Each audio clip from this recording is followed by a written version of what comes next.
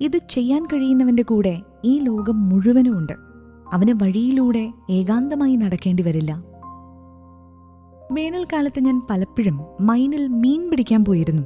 വ്യക്തിപരമായി എനിക്ക് സ്ട്രോബെറിയും ക്രീമും വളരെ ഇഷ്ടമാണ്. പക്ഷേ ചില വിചിത്രമായ കാരണങ്ങളാൽ മത്സ്യം പുഴുക്കളെ ഇഷ്ടപ്പെടുന്നതായി ഞാൻ കണ്ടെത്തി. അതുകൊണ്ട് മീൻ പിടിക്കാൻ പോയപ്പോൾ എനിക്കെന്താണ് വേണ്ടതെന്ന് ഞാൻ ചിന്തിച്ചില്ല, അവർക്കെന്താണ് വേണ്ടത് എന്നാണ് ഞാൻ ചിന്തിച്ചത്. ഞാൻ സ്ട്രോബെറിയും ക്രീമും കൊണ്ട് ചൂണ്ടയിട്ടില്ല. പകരം ഞാനൊരു പുഴുവിനെയോ ഒരു പുൽച്ചാടിയെയോ മത്സ്യത്തിന്റെ മുന്നിൽ തൂക്കിയിട്ട് ചോദിച്ചു, ഇത് നിങ്ങൾക്കിഷ്ടമല്ലേ?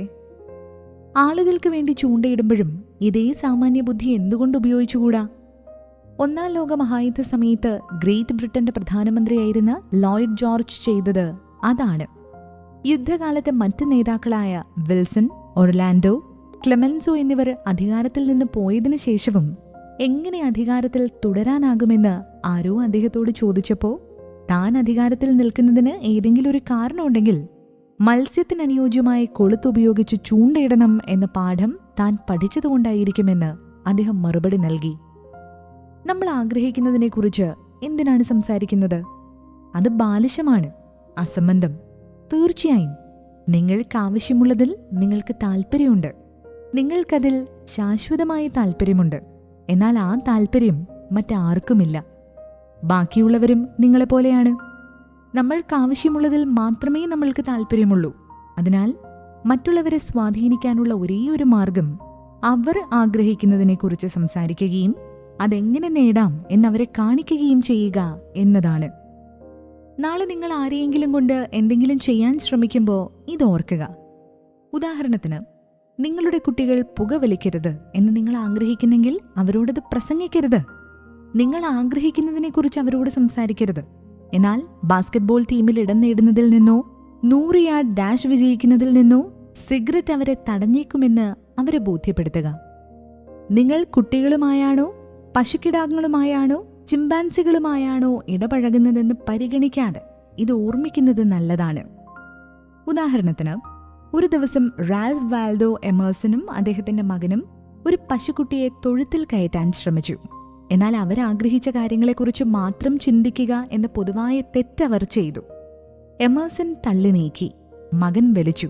എന്നാൽ കാളക്കുട്ടി അവൻ ചെയ്യുന്നത് തന്നെ ചെയ്തുകൊണ്ട് നിന്നു. അവൻ ആഗ്രഹിച്ചത് മാത്രം അവൻ ചിന്തിച്ചു. അവൻ കാലുകൾ ഉറപ്പിച്ച് അനങ്ങാതെ നിന്നു. ഐറിഷ് വീട്ടുജോലിക്കാരി അവരുടെ ദുരവസ്ഥ കണ്ടു. അവൾക്ക് ഉപന്യാസങ്ങളും പുസ്തകങ്ങളും എഴുതാനും ആവുമായിരുന്നില്ല. പക്ഷെ ഈ അവസരത്തിലെങ്കിലും അവൾക്ക് എമേഴ്സണേക്കാൾ കൂടുതൽ സാമാന്യബുദ്ധി ഉണ്ടായിരുന്നു. കാളക്കുട്ടിക്ക് എന്താണ് വേണ്ടതെന്ന് അവൾ ചിന്തിച്ചു. അങ്ങനെ അവൾ തന്റെ വിരൽ കാളക്കുട്ടിയുടെ വായിൽ വെച്ച് കാളക്കുട്ടി അവളുടെ വിരൽ കുടിക്കുകയും അവർ മെല്ലെ അതിനെ തൊഴുത്തിലേക്ക് കൊണ്ടുപോവുകയും ചെയ്തു. ജനിച്ച നാൾ മുതൽ നിങ്ങൾ ചെയ്ത എല്ലാ പ്രവൃത്തികളും നിങ്ങൾ എന്തെങ്കിലും ആഗ്രഹിച്ചതുകൊണ്ടാണ് ചെയ്തത്. റെഡ് ക്രോസിന് നിങ്ങൾ വലിയ സംഭാവന നൽകിയ സമയത്തോ? അതെ, ഇതും ഈ നിയമത്തിനൊരു അപവാദമല്ല. സഹായഹസ്തം നീട്ടാൻ ആഗ്രഹിച്ചതുകൊണ്ടാണ് നിങ്ങൾ റെഡ് ക്രോസിന് സംഭാവന നൽകിയത്. മനോഹരവും നിസ്വാർത്ഥവും ദൈവികവുമായ ഒരു പ്രവൃത്തി ചെയ്യാൻ നിങ്ങൾ ആഗ്രഹിച്ചു. എന്റെ ഏറ്റവും ചെറിയ ഈ സഹോദരന്മാരിൽ ഒരാൾക്ക് നിങ്ങൾ ചെയ്തപ്പോൾ അത് നിങ്ങൾ എനിക്ക് തന്നെയാണ് ചെയ്തത്. നിങ്ങളുടെ പണത്തേക്കാൾ കൂടുതൽ ആ തോന്നൽ നിങ്ങൾ ആഗ്രഹിച്ചിരുന്നെങ്കിൽ നിങ്ങൾ സംഭാവന നൽകില്ലായിരുന്നു. തീർച്ചയായും നിങ്ങൾക്ക് കഴിയില്ല എന്ന് പറയാൻ ലജ്ജ തോന്നിയതുകൊണ്ടോ അല്ലെങ്കിൽ ഒരു ഉപഭോക്താവ് നിങ്ങളോടത് ചെയ്യാൻ ആവശ്യപ്പെട്ടതുകൊണ്ടോ നിങ്ങൾ സംഭാവന നൽകിയിരിക്കാം. പക്ഷെ ഒരു കാര്യം ഉറപ്പാണ്, നിങ്ങൾക്ക് എന്തെങ്കിലും ആവശ്യമുള്ളതുകൊണ്ടാണ് നിങ്ങൾ സംഭാവന നൽകിയത്. ഹാരി എ ഓവർസ്ട്രീറ്റ് തന്റെ ഇൻഫ്ലുവൻസിംഗ് ഹ്യൂമൻ ബിഹേവിയർ എന്ന പുസ്തകത്തിൽ പറയുന്നു, നമ്മൾ അടിസ്ഥാനപരമായി ആഗ്രഹിക്കുന്നതിൽ നിന്നാണ് നമ്മുടെ പ്രവർത്തനം ഉടലെടുക്കുന്നത്. ബിസിനസ്സിലായാലും വീടായാലും സ്കൂളിലായാലും രാഷ്ട്രീയത്തിലായാലും ഉദ്ബോധിപ്പിക്കുന്നവർക്ക് നൽകാൻ കഴിയുന്ന ഏറ്റവും മികച്ച ഉപദേശം ഇതാണ്: ആദ്യം മറ്റൊരാളിൽ ആകാംക്ഷ ഉണർത്തുക. ഇത് ചെയ്യാൻ കഴിയുന്നവന്റെ കൂടെ ലോകം മുഴുവനുമുണ്ട്. അവൻ ഏകാന്തമായ വഴിയിലൂടെ നടക്കേണ്ടി വരില്ല. ദാരിദ്ര്യം നിറഞ്ഞൊരു പഴയ സ്കോച്ച് പയ്യൻ ആൻഡ്രൂ കാർണഗി മണിക്കൂറിന് 2 സെന്റ് ലഭിക്കുന്ന ജോലി ചെയ്യാൻ തുടങ്ങുകയും ഒടുവിൽ $365 മില്യൺ വരെ സംഭാവന നൽകുകയും ചെയ്തു. അദ്ദേഹം മറ്റുള്ളവരുടെ താല്പര്യങ്ങൾക്കനുസൃതമായി സംസാരിക്കുക എന്നതാണ് ആളുകളെ സ്വാധീനിക്കാനുള്ള ഏക മാർഗമെന്ന് ജീവിതത്തിന്റെ തുടക്കത്തിൽ തന്നെ മനസ്സിലാക്കി. അദ്ദേഹം സ്കൂളിൽ പഠിച്ചത് 4 വർഷം മാത്രമായിരുന്നു. എന്നിട്ടും ആളുകളെ എങ്ങനെ കൈകാര്യം ചെയ്യണമെന്ന് പഠിച്ചു. അദ്ദേഹത്തിന്റെ ഭാര്യ സഹോദരി തന്റെ 2 ആൺകുട്ടികളെ ഓർത്ത് വിഷമിച്ചു. അവർ യേലിലായിരുന്നു. അവർ സ്വന്തം കാര്യങ്ങളിൽ തിരക്കിലായിരുന്നതിനാൽ വീട്ടിലേക്ക് കത്തുകൾ എഴുതാനാവാതെയാവുകയും അമ്മയുടെ ഭ്രാന്തമായ കത്തുകളൊന്നും ശ്രദ്ധിക്കാതിരിക്കുകയും ചെയ്തു. അപ്പോൾ കാർണഗി ചോദിക്കുക പോലും ചെയ്യാതെ തന്നെ അവർ തനിക്ക് റിട്ടേൺ മെയിൽ വഴി ഉത്തരം തരുമെന്ന് ഒരു $100 പന്തയം വെച്ചു. ആരോ പന്തയം ഏറ്റെടുത്തു. അതിനാൽ അദ്ദേഹം തന്റെ അനന്തരവന്മാർക്ക് ഒരു സൗഹൃദ കത്തെഴുതി. ഒരു പോസ്ക്രിപ്റ്റിൽ ഒരാൾക്ക് $5 ബില്ലായി അയക്കുന്നുവെന്ന് വെറുതെ പരാമർശിച്ചു. എന്നിരുന്നാലും അദ്ദേഹം പണം അതോടൊപ്പം അയച്ചിരുന്നില്ല. പ്രിയപ്പെട്ട അങ്കിൾ ആൻഡ്രൂ, നല്ല കുറിപ്പിന് നന്ദി പറഞ്ഞുകൊണ്ട് റിട്ടേൺ മെയിലിലൂടെ മറുപടികൾ വന്നു. നിങ്ങൾക്ക് തന്നെ വാചകം പൂർത്തിയാക്കാം. ഞങ്ങളുടെ കോഴ്സിലെ പങ്കാളിയായ ഒഹായോയിലെ ക്ലീവ്ലാൻഡിലെ സ്റ്റാൻ നോവാക്കിൽ നിന്നാണ് പ്രേരണയുടെ മറ്റൊരു ഉദാഹരണം കണ്ടെത്തിയത്. ഒരു വൈകുന്നേരം സ്റ്റാൻലി ജോലി കഴിഞ്ഞ് വീട്ടിലെത്തിയപ്പോൾ തന്റെ ഇളയ മകൻ ടിം സ്വീകരണ മുറിയുടെ തറയിൽ ചവിട്ടുന്നതും നിലവിളിക്കുന്നതും കണ്ടു. അടുത്ത ദിവസം തുടങ്ങാനിരുന്ന കിൻഡർഗാർട്ടനിൽ പോകില്ല എന്നവൻ പ്രതിഷേധിക്കുകയായിരുന്നു. സ്റ്റാന്റെ സ്വാഭാവിക പ്രതികരണം കുട്ടിയെ അവന്റെ മുറിയിൽ അടയ്ക്കുകയും മനസ്സ് മാറ്റി അവൻ പോവാൻ തീരുമാനിക്കുന്നതാണ് നല്ലത് എന്ന് പറയുകയും ചെയ്യുമായിരുന്നു.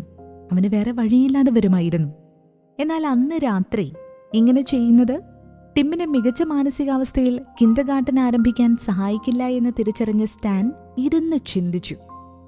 ഞാൻ ടിം ആയിരുന്നെങ്കിൽ കിൻഡർഗാർട്ടനിൽ പോകുന്നതിൽ ഞാൻ എന്തിലാണ് ആവേശഭരിതനാകുന്നത്? ഫിംഗർ പെയിന്റിംഗ്, പാട്ടുകൾ പാടൽ, പുതിയ സുഹൃത്തുക്കളെ ഉണ്ടാക്കൽ തുടങ്ങി ടിം ചെയ്യുന്ന രസകരമായ കാര്യങ്ങളുടെ ഒരു ലിസ്റ്റ് അയാളും ഭാര്യയും കൂടി ഉണ്ടാക്കി. എന്നിട്ടവ ഉടനെ നടപ്പിലാക്കി. ഞങ്ങളെല്ലാവരും മേശയിൽ കൈവയ്ക്കുകയും വിരൽത്തുമ്പിൽ വരയ്ക്കാനും തുടങ്ങി. എന്റെ ഭാര്യ ലില്ലും എന്റെ മറ്റൊരു മകൻ ബോബും ഞാനും എല്ലാവരും കൂടി രസകരമായി ഇരുന്നത് ചെയ്തു. താമസിയാതെ ടിം ഇതിനു ചുറ്റും വന്ന് കണ്ണോടിച്ചു. അടുത്തതായി അവൻ പങ്കെടുക്കാൻ അപേക്ഷിച്ചു. ഓ ഇല്ല, നീ ഫിംഗർ പെയിന്റിംഗ് പഠിക്കാൻ ആദ്യം കിൻഡർഗാർട്ടനിലേക്ക് പോകണം, ടിമ്മിനോട് പറഞ്ഞു. എല്ലാ ഉത്സാഹത്തോടെയും ഞാൻ തയ്യാറാക്കിയ ലിസ്റ്റ് പരിശോധിച്ചു. അവന് മനസ്സിലാക്കാൻ കഴിയുന്ന രീതിയിൽ അതിനെപ്പറ്റി പറഞ്ഞുകൊടുത്തു. പിറ്റേന്ന് രാവിലെ ആദ്യം എഴുന്നേറ്റത് ഞാനായിരുന്നുവെന്നാണ് ഞാൻ ചിന്തിച്ചത്. എന്നാൽ താഴേക്ക് പോയി സ്വീകരണമുറിയിലെ കസേരയിൽ ഉറക്കം തൂങ്ങി ടിം ഇരിക്കുന്നത് കണ്ടു. നീ ഇവിടെ എന്താണ് ചെയ്യുന്നത്? ഞാൻ ചോദിച്ചു. ഞാൻ കിൻഡർഗാർട്ടനിലേക്ക് പോവാൻ കാത്തിരിക്കുകയാണ്. ഞാൻ വൈകാൻ ആഗ്രഹിക്കുന്നില്ല. ഞങ്ങളുടെ മുഴുവൻ കുടുംബത്തിന്റെയും ഉത്സാഹം ടിമ്മിൽ ഒരാകാംക്ഷ ഉണർത്തി. എത്ര ചർച്ചകൾക്കും ഭീഷണികൾക്കും അത് സാധ്യമാകില്ലായിരുന്നു. നാളെ നിങ്ങൾക്ക് ആരെയെങ്കിലും എന്തെങ്കിലും ചെയ്യാൻ പ്രേരിപ്പിക്കേണ്ടി വന്നേക്കാം. നിങ്ങൾ സംസാരിക്കുന്നതിന് മുമ്പ് ഒന്ന് നിർത്തി സ്വയം ചോദിക്കുക, എനിക്കെങ്ങനെ ഈ വ്യക്തിയെക്കൊണ്ട് അത് ചെയ്യിക്കാൻ കഴിയും? ആ ചോദ്യം നമ്മുടെ ആഗ്രഹങ്ങളെക്കുറിച്ചുള്ള വ്യർത്ഥമായ സംസാരത്തോടെ അശ്രദ്ധമായി ഒരു സാഹചര്യത്തിലേക്ക് കുതിക്കുന്നതിൽ നിന്ന് നമ്മെ തടയും. ഒരു കാലത്ത് ഞാൻ ഓരോ സീസണിലും പ്രഭാഷണങ്ങളുടെ ഒരു പരമ്പര നടത്താൻ വേണ്ടി ന്യൂയോർക്കിലെ ഒരു ഹോട്ടലിലെ ഗ്രാൻഡ് ബോൾ റൂം 20 രാത്രികൾ വാടകയ്ക്കെടുത്തിരുന്നു. ഒരു സീസണിന്റെ തുടക്കത്തിൽ പഴയതിന്റെ 3 ഇരട്ടി വാടക നൽകേണ്ടി വരുമെന്ന് പെട്ടെന്ന് അവർ എന്നെ അറിയിച്ചു. ടിക്കറ്റ് അച്ചടിച്ച് വിതരണം ചെയ്യുകയും എല്ലാ പ്രഖ്യാപനങ്ങളും നടത്തുകയും ചെയ്തു കഴിഞ്ഞപ്പോഴാണ് ഈ വാർത്ത എന്നെ തേടിയെത്തിയത്. സ്വാഭാവികമായും വർധന കൊടുക്കാൻ ഞാൻ ആഗ്രഹിച്ചില്ല. പക്ഷേ എനിക്ക് ആവശ്യമുള്ളതിനെക്കുറിച്ച് ഹോട്ടലിൽ സംസാരിച്ചിട്ട് എന്ത് പ്രയോജനം? അവർ ആഗ്രഹിക്കുന്ന കാര്യങ്ങളിൽ മാത്രമേ അവർക്ക് താല്പര്യമുള്ളൂ. അങ്ങനെ 2 ദിവസം കഴിഞ്ഞ് ഞാൻ മാനേജറെ കാണാൻ പോയി. നിങ്ങളുടെ കത്ത് കിട്ടിയപ്പോൾ ഞാൻ അല്പം ഞെട്ടിപ്പോയി. ഞാൻ പറഞ്ഞു, ഞാൻ നിങ്ങളെ കുറ്റപ്പെടുത്തുന്നില്ല. ഞാൻ നിങ്ങളുടെ സ്ഥാനത്തായിരുന്നെങ്കിൽ ഒരുപക്ഷെ സമാനമായ ഒരു കത്ത് ഞാൻ തന്നെ എഴുതുമായിരുന്നു. ഹോട്ടലിന്റെ മാനേജർ എന്ന നിലയിൽ നിങ്ങളുടെ കടമ എല്ലാ തരത്തിലും ലാഭമുണ്ടാക്കുക എന്നതാണ്. നിങ്ങളത് ചെയ്തില്ലെങ്കിൽ നിങ്ങളെ ജോലിയിൽ നിന്ന് പിരിച്ചുവിടേണ്ടി വന്നേക്കാം. ഇനി നമുക്കൊരു കടലാസ് എടുത്ത് നിങ്ങൾ ഈ വാടക വർദ്ധിപ്പിക്കാൻ തീരുമാനിച്ചാൽ എന്നതിന്റെ ഗുണങ്ങളും ദോഷങ്ങളും എഴുതാം. പിന്നെ ഞാനൊരു ലെറ്റർ ഹെഡ് എടുത്ത് നടുവിലൂടെ ഒരു ലൈൻ വരച്ചു. ഒരു കോളത്തിൽ ഗുണങ്ങൾ, മറ്റേ കോളത്തിൽ ദോഷങ്ങൾ എന്നിവ തലക്കെട്ട് കൊടുത്തു. ഗുണങ്ങൾ എന്ന തലക്കെട്ടിന് കീഴിൽ ഞാൻ ഈ വാക്കുകൾ എഴുതി: ബോൾ റൂം ഫ്രീ. എന്നിട്ട് ഞാൻ തുടർന്ന് പറഞ്ഞു, നൃത്തങ്ങൾക്കും കൺവെൻഷനുകൾക്കും സൗജന്യമായി ബോൾറൂം വാടകയ്ക്ക് കൊടുക്കാമെന്നൊരു ഗുണം നിങ്ങൾക്കുണ്ടാവും. അതൊരു വലിയ നേട്ടമാണ്. കാരണം അത്തരം കാര്യങ്ങൾക്ക് നിങ്ങൾക്ക് തുടർച്ചയായ പ്രഭാഷണങ്ങൾക്ക് ലഭിക്കുന്നതിനേക്കാൾ കൂടുതൽ പ്രതിഫലം ലഭിക്കും. സീസണിൽ 20 രാത്രികൾ ഞാൻ നിങ്ങളുടെ ബോൾറൂമിനെ വാടകയ്ക്കെടുക്കുന്നത് വഴി നിങ്ങൾക്ക് വളരെ ലാഭകരമായ ബിസിനസ് നഷ്ടമാകുമെന്ന് ഉറപ്പാണ്. ഇനി നമുക്ക് ദോഷങ്ങൾ പരിഗണിക്കാം. ആദ്യം, എന്നിൽ നിന്നുള്ള നിങ്ങളുടെ വരുമാനം വർദ്ധിപ്പിക്കുന്നതിന് പകരം നിങ്ങളത് കുറയ്ക്കാൻ പോകുന്നു. വാസ്തവത്തിൽ നിങ്ങളത് തുടച്ചു മാറ്റാൻ പോകുന്നു. കാരണം നിങ്ങൾ ചോദിക്കുന്ന വാടക തരാൻ എനിക്ക് കഴിയില്ല. ഈ പ്രഭാഷണങ്ങൾ മറ്റെവിടെയെങ്കിലും നടത്താൻ ഞാൻ നിർബന്ധിതനാകും. നിങ്ങൾക്ക് മറ്റൊരു പോരായ്മ കൂടിയുണ്ട്. ഈ പ്രഭാഷണങ്ങൾ വിദ്യാസമ്പന്നരും സംസ്കാരമുള്ളവരുമായ ആളുകളെ നിങ്ങളുടെ ഹോട്ടലിലേക്ക് ആകർഷിക്കുന്നു. അത് നിങ്ങൾക്ക് നല്ല പരസ്യമാണ്, അല്ലേ? സത്യത്തിൽ നിങ്ങൾ പത്രങ്ങളിൽ പരസ്യം ചെയ്യാൻ $5000 ചിലവഴിച്ചാൽ പോലും ഈ പ്രഭാഷണങ്ങളിലൂടെ എനിക്ക് കൊണ്ടുവരാൻ കഴിയുന്നത്ര ആളുകളെ നിങ്ങളുടെ ഹോട്ടലിലേക്ക് കൊണ്ടുവരാൻ നിങ്ങൾക്ക് കഴിയില്ല. അത് ഹോട്ടലിന് വളരെയധികം വിലമതിക്കാവുന്ന ഒന്നാണ്, അല്ലേ? ഞാൻ സംസാരിക്കുമ്പോൾ തന്നെ ഈ 2 ദോഷങ്ങൾ ശരിയായ തലക്കെട്ടിന് കീഴിൽ എഴുതി മാനേജർക്ക് കടലാസ് നൽകി പറഞ്ഞു. നിങ്ങൾക്ക് ലഭിക്കാൻ പോകുന്ന ഗുണങ്ങളും ദോഷങ്ങളും നിങ്ങൾ ശ്രദ്ധാപൂർവം പരിഗണിച്ചു എന്ന് ഞാൻ ആഗ്രഹിക്കുന്നു. നിങ്ങളുടെ അവസാന തീരുമാനം എന്നെ അറിയിക്കൂ. അടുത്ത ദിവസം എനിക്കൊരു കത്ത് ലഭിച്ചു. എന്റെ വാടക 300% പകരം 50% മാത്രമേ വർദ്ധിപ്പിക്കൂ എന്നറിയിച്ചു. ഓർക്കുക, എനിക്കെന്താണ് വേണ്ടത് എന്നൊരു വാക്കുപോലും പറയാതെയാണ് എനിക്ക് കുറവ് ലഭിച്ചത്. മറ്റൊരാൾക്ക് എന്താണ് വേണ്ടതെന്നും അതെങ്ങനെ നേടാമെന്നും ഞാൻ എപ്പോഴും സംസാരിച്ചു. ഞാൻ മാനുഷികവും സ്വാഭാവികവുമായ മറ്റൊരു കാര്യം ചെയ്തുവെന്ന് കരുതുക. ഞാൻ മാനേജറുടെ ഓഫീസിൽ കയറി ടിക്കറ്റ് പ്രിന്റ് ചെയ്തതും അനൗൺസ്മെന്റ് നടത്തിയും കഴിഞ്ഞ് എന്റെ വാടക 300% വർദ്ധിപ്പിക്കുന്നതിലൂടെ നിങ്ങൾ എന്താണ് ഉദ്ദേശിക്കുന്നത്? 300%? പരിഹാസ്യം തന്നെ, അസംബന്ധം. അത് ഞാൻ നൽകില്ല എന്ന് പറഞ്ഞു എന്ന് കരുതുക. അപ്പോൾ എന്ത് സംഭവിക്കുമായിരുന്നു? ഒരു തർക്കം രൂക്ഷമാകുമായിരുന്നു. അത്തരം തർക്കങ്ങൾ എങ്ങനെ അവസാനിക്കുമെന്ന് നിങ്ങൾക്കറിയാം. അയാളുടെ ഭാഗത്താണ് തെറ്റ് ബോധ്യപ്പെടുത്തിയിരുന്നെങ്കിൽ പോലും അയാളുടെ അഹങ്കാരം തീരുമാനം മാറ്റാനും പിന്തിരിപ്പിക്കുവാനും അനുവദിക്കുമായിരുന്നില്ല.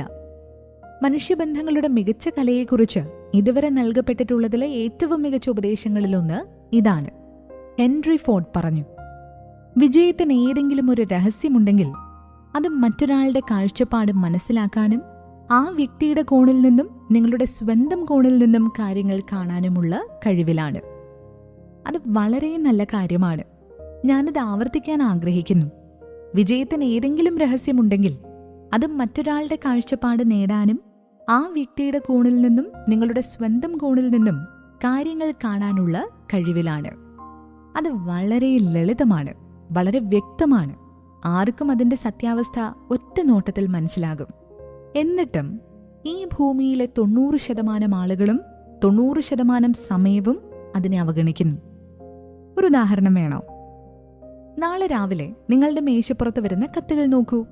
അവയിൽ മിക്കതും സാമാന്യബുദ്ധിയുടെ ഒരു സുപ്രധാന നിയമത്തെ ലംഘിക്കുന്നതായി നിങ്ങൾ കണ്ടെത്തും. ഭൂഖണ്ഡത്തിൽ ഉടനീളം ചിതറിക്കിടക്കുന്ന ഓഫീസുകളുള്ള ഒരു പരസ്യ ഏജൻസിയുടെ റേഡിയോ വിഭാഗം മേധാവി എഴുതിയ ഈ കത്തെടുക്കുക. രാജ്യത്തുടനീളമുള്ള പ്രാദേശിക റേഡിയോ സ്റ്റേഷനുകളുടെ മാനേജർമാർക്ക് ഈ കത്തയച്ചു. ഓരോ ഖണ്ഡികയിലുമുള്ള എന്റെ പ്രതികരണങ്ങൾ ഞാൻ ബ്രാക്കറ്റിൽ സജ്ജീകരിച്ചിട്ടുണ്ട്. Mister John Blank, Blankville, Indiana. പ്രിയ മിസ്റ്റർ ബ്ലാങ്ക്, റേഡിയോ രംഗത്തെ പരസ്യ ഏജൻസിയുടെ നേതൃത്വത്തിൽ തങ്ങളുടെ സ്ഥാനം നിലനിർത്താൻ കമ്പനി ആഗ്രഹിക്കുന്നു. നിങ്ങളുടെ കമ്പനി എന്താണ് ആഗ്രഹിക്കുന്നതെന്ന് ആരാണ് ശ്രദ്ധിക്കുന്നത്? ഞാൻ എന്റെ പ്രശ്നങ്ങളെക്കുറിച്ച് വേവലാതിപ്പെടുന്നു. ബാങ്ക് എന്റെ വീടിന്റെ മോർട്ടേജ് ജപ്തി ചെയ്തു. ബങ്കുകൾ ഹോളിഹോക്കുകളെ നശിപ്പിക്കുന്നു. ഓഹരി വിപണി ഇന്നലെ ഇടിഞ്ഞു. ഇന്ന് രാവിലെ 8:15 എനിക്ക് നഷ്ടമായി. ഇന്നലെ രാത്രി ജോൺസന്റെ നൃത്തത്തിലേക്ക് എന്നെ ക്ഷണിച്ചില്ല. എനിക്ക് ഉയർന്ന രക്തസമ്മർദ്ദവും താരനുമുണ്ടെന്ന് ഡോക്ടർ എന്നോട് പറയുന്നു. എന്നിട്ട് എന്ത് സംഭവിക്കും? ഞാൻ ഇന്ന് രാവിലെ ഓഫീസിലേക്ക് ആകുലപ്പെട്ടുകൊണ്ട് ഇറങ്ങി. എന്റെ മെയിൽ തുറന്നു. ന്യൂയോർക്കിൽ നിന്ന് തന്റെ കമ്പനിക്ക് എന്താണ് വേണ്ടതെന്ന് ആക്രോശിക്കുന്ന ഏതോ ഒരാൾ. തന്റെ കത്ത് എങ്ങനെയുള്ള മതിപ്പാണ് മറ്റുള്ളവരിൽ ഉണ്ടാക്കുന്നതെന്ന് അയാൾ മനസ്സിലാക്കിയിരുന്നെങ്കിൽ അയാൾ പരസ്യ ബിസിനസ്സിൽ നിന്ന് പുറത്തു കടന്ന് ഷിപ്ഡിപ് നിർമ്മാണം ആരംഭിച്ചേനെ. കത്ത് തുടരുന്നു. ഈ ഏജൻസിയുടെ ദേശീയ പരസ്യ അക്കൗണ്ടുകൾ നെറ്റ്വർക്കിന്റെ സംരക്ഷണയിലായിരുന്നു. സ്റ്റേഷൻ സമയം സംബന്ധിച്ച തങ്ങളുടെ തുടർന്നുള്ള ക്ലിയറൻസുകൾ ഞങ്ങളെ വർഷം തോറും ഏജൻസികളുടെ ടോപ്പിൽ നിലനിർത്തുന്നു. അതേപ്പറ്റിയുള്ള എന്റെ പ്രതികരണം: നിങ്ങൾ വലിയവനും സമ്പന്നനുമാണ്, മുകളിൽ തന്നെയാണല്ലേ? അതുകൊണ്ട് നിങ്ങൾ General Motors, General Electric, US ആർമിയിലെ ജനറൽ സ്റ്റാഫ് എന്നിവയോളം വലുതാണെങ്കിൽ പോലും എനിക്ക് വലിയ കാര്യമല്ല. ഒരർത്ഥബുദ്ധിയുള്ള ഹമ്മിങ് ബേർഡിന്റെ അത്രയും വിവേകം നിങ്ങൾക്കുണ്ടെങ്കിൽ നിങ്ങൾ എത്ര വലുതാണെന്നതിലല്ല, ഞാൻ എത്ര വലുതാണെന്നതിലാണ് എനിക്ക് താല്പര്യമെന്ന് നിങ്ങൾ മനസ്സിലാക്കിയേനെ. നിങ്ങളുടെ മഹത്തായ വിജയത്തെക്കുറിച്ചുള്ള ഈ സംസാരങ്ങളെല്ലാം എന്നെ ചെറുതും അപ്രസക്തനുമാക്കുന്നു. ഇനി കത്തിലെ വരി: റേഡിയോ സ്റ്റേഷൻ വിവരങ്ങളുടെ അവസാന വാക്കുപയോഗിച്ച് ഞങ്ങളുടെ അക്കൗണ്ടുകൾ സർവീസ് ചെയ്യാൻ ഞങ്ങൾ ആഗ്രഹിക്കുന്നു.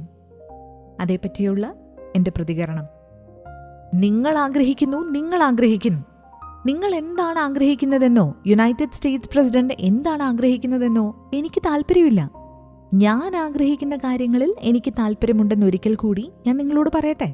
നിങ്ങളുടെ ഈ അസംബന്ധ കത്തിൽ നിങ്ങൾ അതിനെക്കുറിച്ച് ഒരു വാക്കുപോലും പറഞ്ഞിട്ടില്ല. ഇനി കത്ത്. അതിനാൽ പ്രതിവാര സ്റ്റേഷൻ വിവരങ്ങൾക്കായുള്ള നിങ്ങളുടെ ഇഷ്ടപ്പെട്ട ലിസ്റ്റിൽ ഈ കമ്പനിയെ ഉൾപ്പെടുത്താമോ? ഓരോ വിശദാംശങ്ങളും ഏജൻസിക്ക് ബുക്കിംഗ് സമയത്ത് ഉപകാരപ്പെടും. അതേപ്പറ്റിയുള്ള പ്രതികരണം: ഇഷ്ടപ്പെട്ട ലിസ്റ്റ്. നിങ്ങളുടെ കമ്പനിയെക്കുറിച്ചുള്ള നിങ്ങളുടെ വലിയ സംസാരത്തിലൂടെ നിങ്ങളൊരു നിസ്സാരനാണെന്ന് തോന്നിപ്പിക്കുന്നു.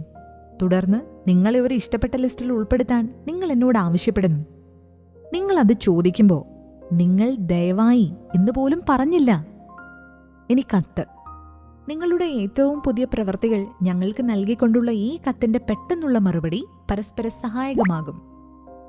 പ്രതികരണം: എടാ വിഡ്ഢി, നിങ്ങൾ എനിക്കൊരു വില കുറഞ്ഞ കത്തയക്കുന്നു. ശരത്കാല ഇലകൾ പോലെ ചിതറിക്കിടക്കുന്ന ഒരു കത്ത്. മോഡ്ഗേജിനെയും ഹോളിഹോക്കിനെയും എന്റെ രക്തസമ്മർദ്ദത്തെയും കുറിച്ച് ഞാൻ വിഷമിക്കുമ്പോൾ ഇരുന്ന് വ്യക്തിപരമായ കാര്യം നിർദ്ദേശിക്കാൻ നിങ്ങൾക്കെന്നോട് ചോദിക്കാനുള്ള ധൈര്യം എങ്ങനെ വന്നു? നിങ്ങളുടെ ഫോം ലെറ്റർ അംഗീകരിച്ചുകൊണ്ടുള്ള കുറിപ്പ് എന്നോട് ഉടൻ ചെയ്യാൻ ആവശ്യപ്പെടുന്നു. നിങ്ങൾ എന്താണ് അർത്ഥമാക്കുന്നത്? ഉടൻ?